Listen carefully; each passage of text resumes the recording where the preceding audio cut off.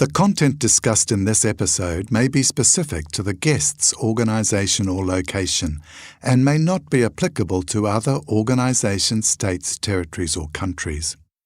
The material presented in this podcast is for general information purposes only and should not be considered health, legal or financial advice. Medical administration is a rewarding profession, but it comes with challenges. So what is it like, and what should you do if confronted with a monumental administrative difficulty? This is the podcast that takes unfortunate scenarios and explores the essentials of clinical governance to find solutions. I'm Dr. David Rankin, a very experienced medical administrator and lead fellow with the Royal Australasian College of Medical Administrators. And this is Safeguarding Healthcare, the essentials of clinical governance.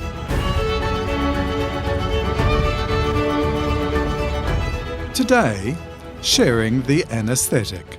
We would really hope that in a case like this, suspicions were raised really early.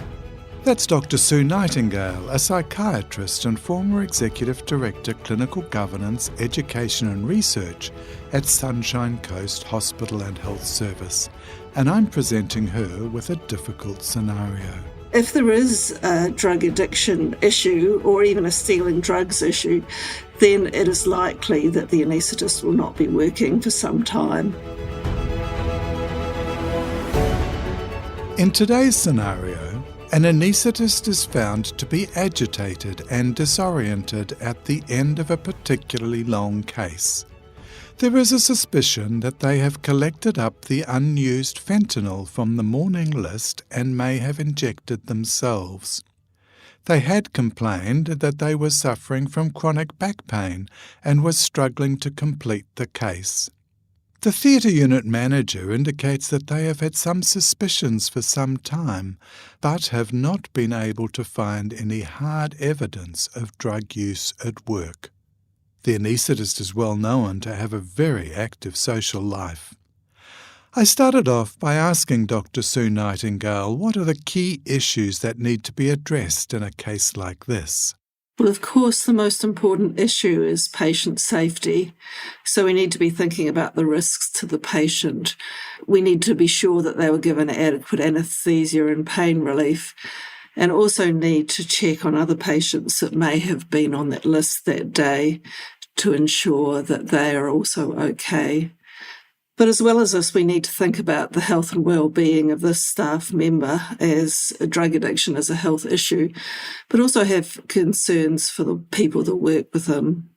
Moving on, of course, we need to have an investigation about these suspicions, and later on we'll be looking at the theatre processes, things like the discard drug processes and any issues about any other missing drugs or wastage, but also looking at the culture of the theatre, because the scenario says that the theatre unit managers had suspicions for some time, and we would really hope that in a case like this, suspicions were raised really early.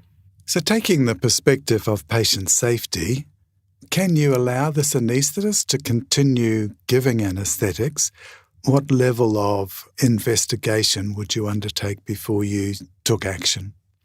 Well, because this is a not uncommon scenario, drug use and associated mental health problems, including risk of suicide, aren't uncommon among anaesthetists. The Anaesthetist College, ANSCO, have developed guidelines to address the issue, and it's really important that anaesthetic departments are aware of these and have processes in place. This is certainly a scenario in which it's helpful to be prepared, and this can be done by having such a group. So an investigation needs to happen, not just for natural justice, but to ensure that there is enough evidence, if indeed there is a problem, that action can be taken. However, because of the concerns about patient safety, we need to ensure that the anaesthetist is actually having some degree of supervision while any investigation is being carried out. So if this is possible to be done by a senior anaesthetist, that's great. Often that's not possible, but it may be a senior nurse or an anaesthetic technician that the anaesthetist works with through regularly. I agree. The Wellbeing Special Interest Group of the College of Anaesthetists have a great guideline on suspected or proven substance abuse or misuse. The guideline covers a range of areas such as how to recognise signs of abuse, collecting evidence, verification, intervention, treatment options, and then goes on to look at return to work. It addresses both substance use and alcohol abuse.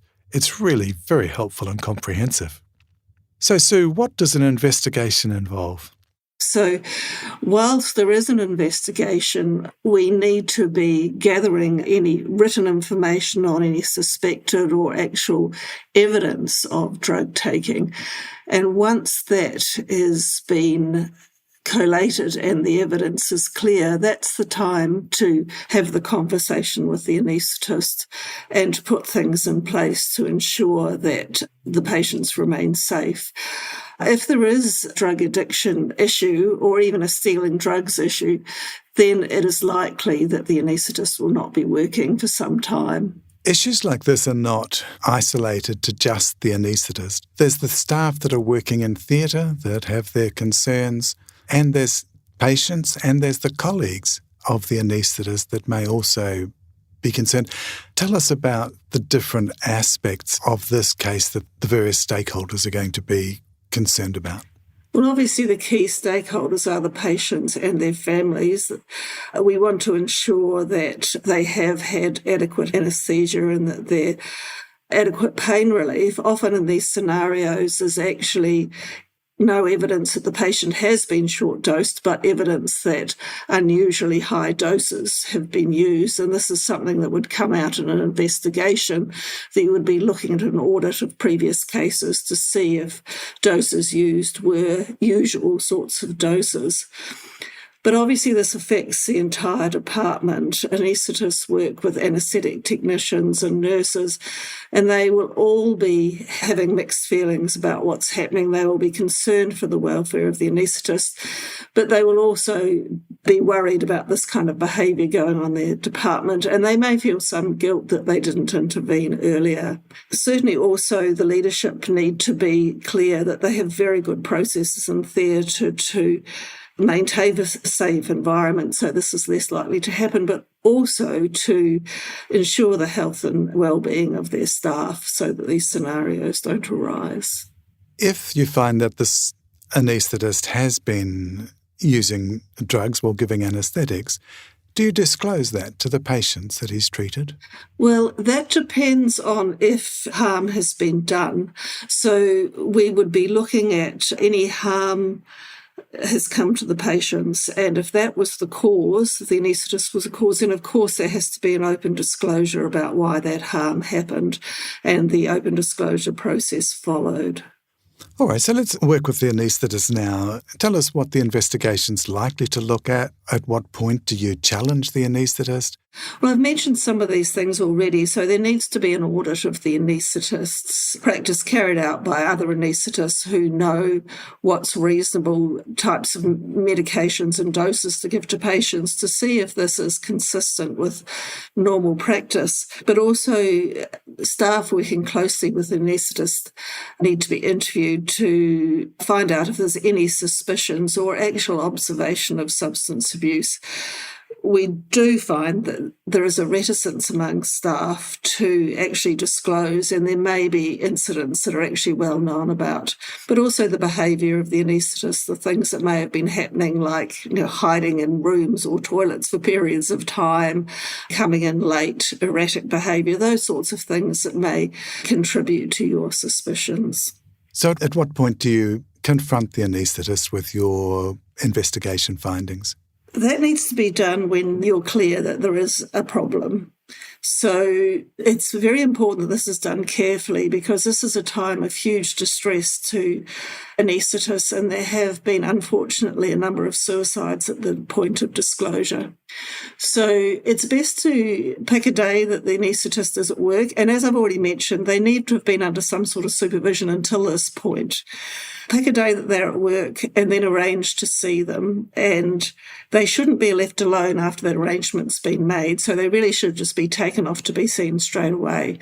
The ANZCO guidelines actually suggest giving them an opportunity to get a support person, but that's problematic because that creates a delay before the meeting. So this is another good reason to have a wellbeing support group, because one of those anaesthetists in that group as a peer can come to that meeting as a support person for the anaesthetist rather than someone who's confronting them about their behaviour. But overall, it's better done by peers. So this should, in a big organisation, this should be led by the head of the department. The clinical director of anaesthetic should be doing this, but bringing in other peers, another anaesthetist or a manager if they're well known within the service. But it's best not to be done by people external to the department, if at all possible. Obviously, in a small place, then the EDMS or the CMO might have to get more directly involved. But before the interview, it's really important to be prepared, because often, probably more often than not, there will need to be either a direct admission to a rehab facility or even a mental health facility following such a confrontation. So this means that, like, for example, in New Zealand, there's only one private facility that only takes admissions on certain days, and I've heard that they will actually plan their intervention for one of those days so that they can get the person there on that day. So psychiatrist or an addiction medical professional need to be involved in the planning for what's going to happen after the intervention. Denial is the usual response, but occasionally the person will just be relieved that they've been found out and can actually get some help. If the anaesthetist is not going to be admitted, then it takes a lot of careful planning and involving of friends and family to make sure that they're well supported, because it's a very difficult time, because their career and reputation are on the line when these issues are discovered, even though we do know that it's primarily a health issue. I guess one of the evidences that you're going to want is drug testing. What do you do if the doctor declines drug tests or refuses to be involved in providing evidence? Well, I think the drug testing is a little bit further down the track. So these anaesthetists are well-trained medical practitioners. They may well have many years of productive life left in their career. How can you support them in returning to work while ensuring that patients are safe? Well, when drugs have been misappropriated and used and patient safety at risk, this is a mandatory reporting situation to AHPRA or the New Zealand Medical Council. So to a certain extent, this process is taken over by medical boards. ANZCO has some guidelines about return to work processes, and they would say that after 12 months there should be, of any break from work, there should be training and supervision before return to work. But with this scenario, there is going to be a process put in place which will require supervision. Some drug testing's usually required by the medical boards. In some places in Australia, that involves hair sample testing.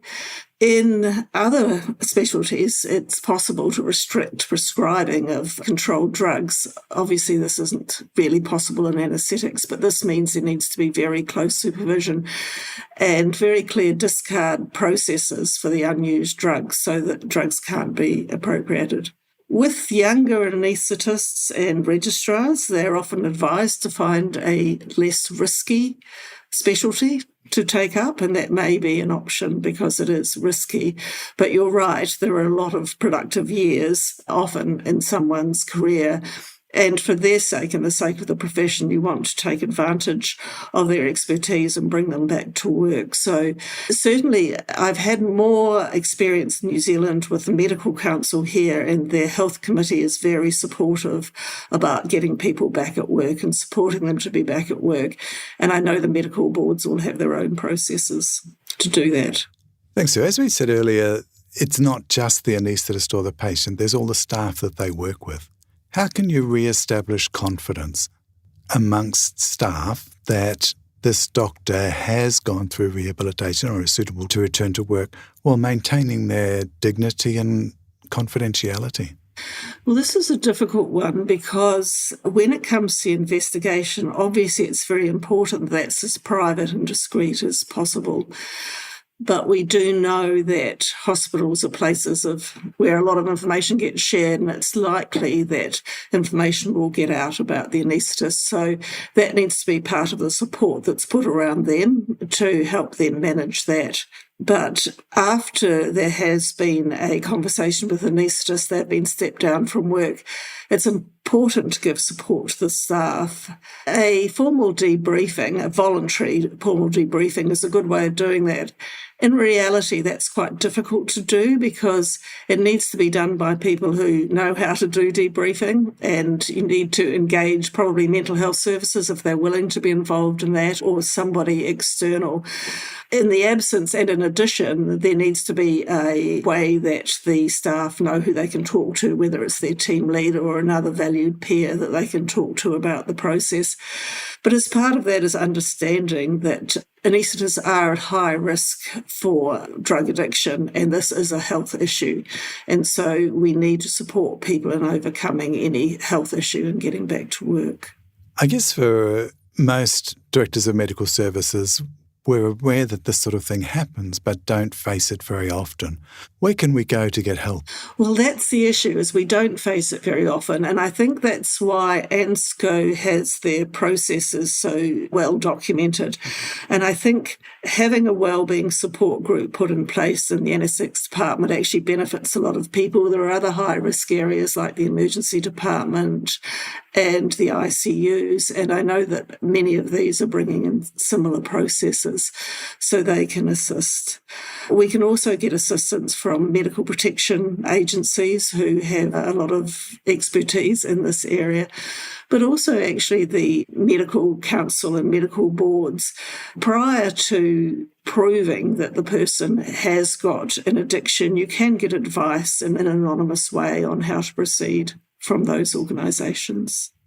One of the challenges is when the doctor has been through a rehabilitation program and asked to return to work at your hospital, what sort of oversights or supervision would you expect to put in place? Well, again, this is where the medical board or medical council is likely to tell you what supervision is required.